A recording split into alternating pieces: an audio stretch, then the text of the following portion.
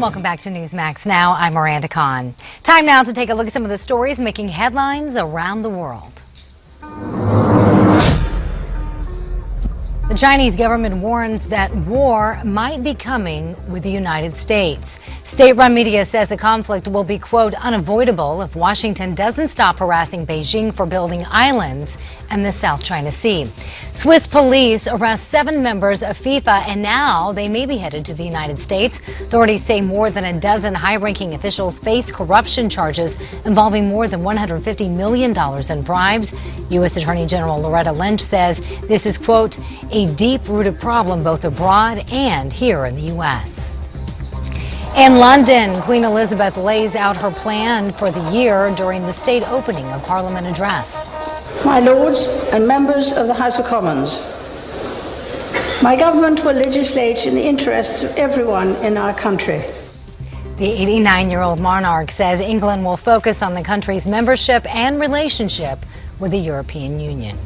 Israeli Defense Forces carried out airstrikes along the Gaza Strip today. This after officials say rockets were launched into Israeli territory, but no Palestinian group claimed responsibility for yesterday's attack. And crews aboard a ship carrying fertilizer off the German coast abandoned their ship. Crew members say they feared an explosion after seeing smoke that you see right here rising from the ship. German authorities warned residents in the area to keep their windows and doors closed. Well, there is certainly going on around the world, a lot going on around the world, and especially in the Middle East. That's where Shia militias are now working with the Iraqi government, mounting an offensive to take on ISIS fighters in and around Ramadi in Iraq. Dr. Robert Rabil was on Newsmax Prime to talk about the long-time sectarian strife between the Sunnis and the Shias. Well, here you have more than one problem. You have historical, theological problem, and now you have geostrategic problems. On the historical, theological problems, the Shia espouse certain doctrine that they are not shared by the Sunni, who consider themselves the orthodox of the Muslims.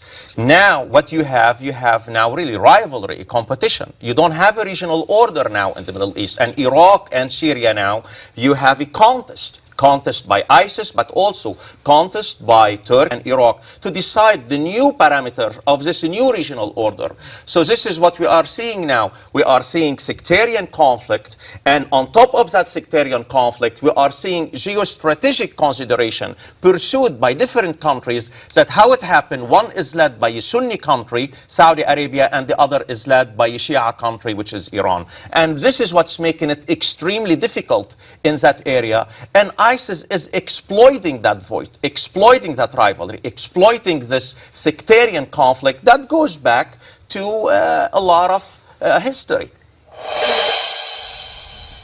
Obviously there for the interview yesterday with Robert Rabil. Always good to talk to Dr. Rabil. He's very knowledgeable about the topic, and yeah, like he said, Sunnis and Shias have been at it since the beginning. So Right. a lot of strife there. Although he didn't necessarily, he agrees that it's a bad idea to use the Shia militia. At this point, I don't know if it's avoidable.